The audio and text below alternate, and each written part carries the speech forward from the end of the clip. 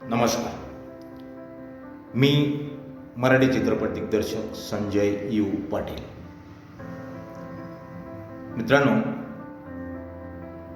आपण आपलं आयुष्य जगताना कायम स्वतःविषयी विचार करण्यापेक्षा दुसऱ्याविषयी आपण जास्त विचार करत असतो. उदाहरणार्थ, आपण एखादा शर्ट जर नवीन घेतला तर आरशात पाहत असतो. आरशात बघण्याचा उद्देशच असतो की हा शर्ट दुसऱ्याला कसा दिसेल, किंवा चष्मा घेतला, गॉगल घेतला तर आपण आरशात पाहतो. आरशात पाहण्याचा उद्देश हाच असतो की मी घातलेला चष्मा दुसऱ्याला कसा दिसेल, किंवा या चष्म्यावर मी कसा दिसेल. मित्रांनो, आपण आपलं आयुष्य दुसऱ्यांवर डिपेंड करून टाकलेलं आहे.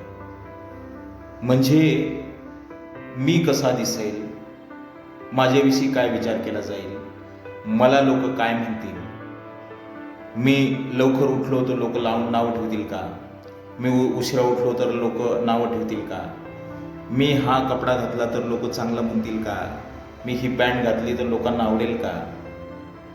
पूर्ण आयुष्य आपलं जीवन आपण दुसऱ्यांवर विसंबून, म्हणजे दुसऱ्यांच्या प्रतिक्रियेवर आपण सोडून देत असतो. आणि या दुसऱ्यांच्या प्रतिक्रिया जर तुम्हाला घ्यायच्या असतील मित्रांनो, तर सकाळपासून एखादा दिवस तुम्ही असा स्पेशल तुमच्या मित्रांच्या प्रतिक्रियेसाठी एक दिवस स्पेशल द्या. आणि मित्रांना विचारा की काय वाटतंय त्यांना तुमच्याविषयी. ते म्हणतील, नाही बाबा, आम्ही का तुझ्याविषयी विचार करणार, असा त्यांचा अभिप्राय असेल. आणि तो खरंच आहे. आजच्या धकाधकीच्या युगात कुणीच कुणाला वेळ देत नाही, कुणीच कुणाकडे बघायला मोकळा नाही, कुणाकडे कुणाचं विचार मांडण्यासाठी वेळ नाही. मित्रांनो, नको त्या गोष्टी आपण जास्त करत असतो. वास्तविक पाहता जीवन आपलं जगायचं आपल्याला. कपडे आपल्या अंगासाठी आपल्याला घालायचे.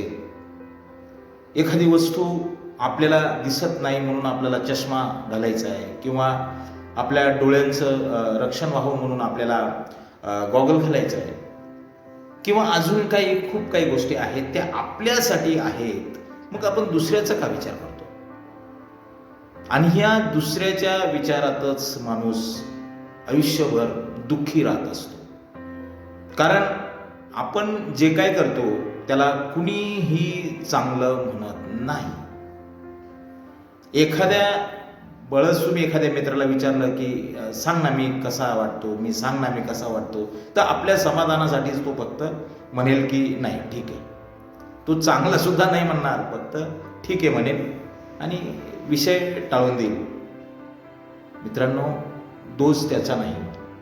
त्याला सुद्धा असंच वाटतं की मला सुद्धा लोकांनी माझ्याकडे बघावं आणि माझ्याविषयी प्रतिक्रिया द्याव्यात.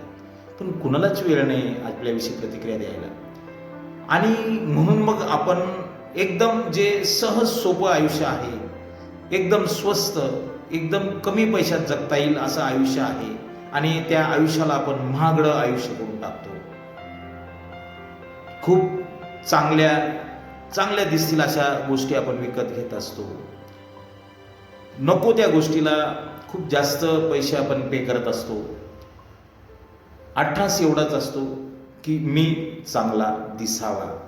गरज नाही मित्रांनो, या सगळ्या गोष्टीची गरज नाही. आता मी नेहमी सांगत असतो की माझा स्वतःचा प्रवास हा मी कायम महामंडळाच्या बसने करत असतो. काय प्रॉब्लेम आहे महामंडळाच्या बसने आपल्याला प्रवास करायचा. आणि जिकडं मला कुठं चित्रपटाच्या मीटिंगसाठी जायचं असेल, लोकेशन पाहायला जायचं असेल, किंवा कुठल्या कलाकाराला भेटायचं असेल, कुठल्या निर्मात्याला भेटायला जायचं असेल, कुठल्या दिग्दर्शकाला भेटायला जायचं असेल, कुठल्या VIP ला भेटायला जात असेल, तर मी सांगत असतो की मी इथून एवढ्या वाजता मी बसने निघेल आणि तेवढ्या वाजता मी बसने तिथं पोहोचेल, आणि तिथून मग तुमच्या घरी यायला मी ऑटोने येईल वगैरे. क्लिअर, काय प्रॉब्लेम आहे, बोलायला पाहिजे ना. मित्रांनो, आज आज सध्याची सिच्युएशन असं आहे, सध्याची घडी अशी आहे, सध्याचं आपल्या अवतीभोवतीचं वातावरण असं आहे की गरीबातल्या गरीब माणसाकडे आज फोर व्हीलर आहे, नाही म्हणायला सोय नाही. छोट्यातल्या छोट्या माणसाकडे आज फोर व्हीलर आहे. फक्त फोर व्हीलरचा खर्च परवडत नाही. कारण एका माणसासाठी जर कधी सपोज मला नाशिकला जायचं असेल आणि मी जर माझी कार काढली आणि मी नाशिकला गेलो, तर मला एकट्याला जाऊन यायला 5,000 रुपये मला खर्च होते. मला सांगा मित्रांनो, 5,000 रुपये एकट्यासाठी खर्च करण्यापेक्षा जर तेच 500 रुपयाने मी जाऊन येत असेल तर का करू नये? वाईट काय त्याच्यात? लोकांना काय वाटेल की पाटील सर बसने प्रवास करतायत म्हणून मी 5,000 खर्च करायचा आहे. माझ्या बुद्धीला नाही पटत. मला लोक काय म्हणतील याचा मी आयुष्यात कधीच विचार केला नाही. मला काय वाटतं या गोष्टीला मी खूप महत्त्व देत असतो. मित्रांनो, पैसा जेवढं कमवणं अवघड आहे ना, तेवढं पैसा सांभाळणं सुद्धा अवघडच आहे.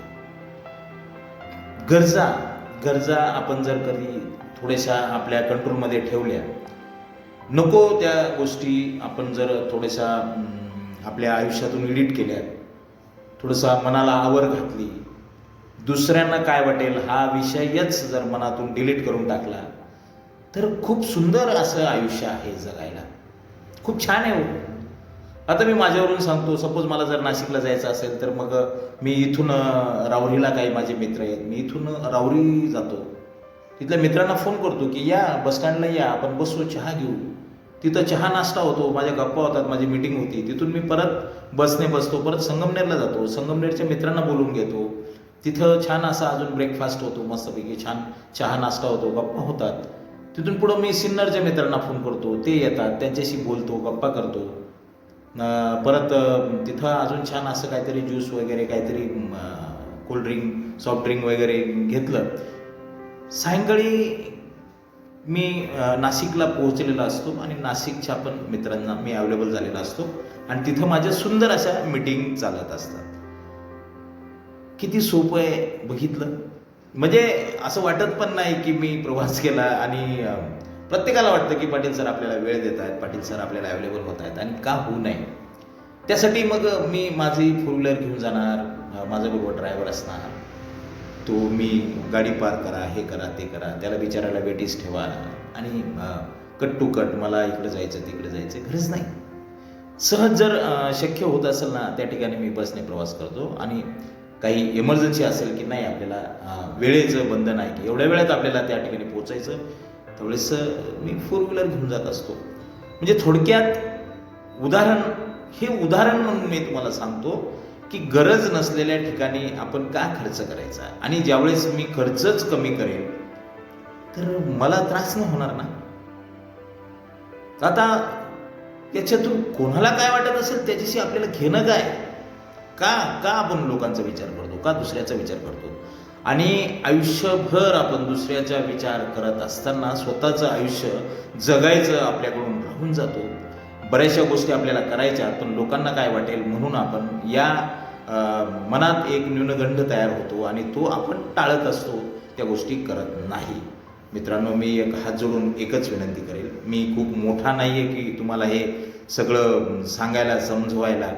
परंतु जर कधी माझे काही असे मित्र आहेत तर त्यांना मी बघतो आणि खूप या खोट्या जगण्याच्या बळी पडलेले आहेत ते, आणि त्यांना बघून मला खूप वाईट वाटतं.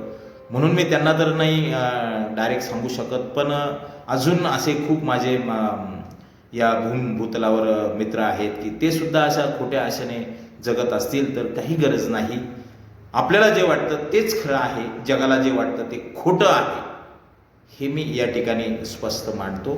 मित्रांनो, माझे जर विचार तुम्हाला पटले असतील तर मोठ्या मनाने स्वीकार करा, आणि जर माझे विचार तुम्हाला आवडले नसतील तर त्या पद्धतीने कमेंट करा. आपल्याला या संदर्भात आपल्याला चर्चा करता येईल, बोलता येईल. आणि मी वेळोवेळी व्यक्त होत असतो, असं तुम्ही सुद्धा व्यक्त व्हा.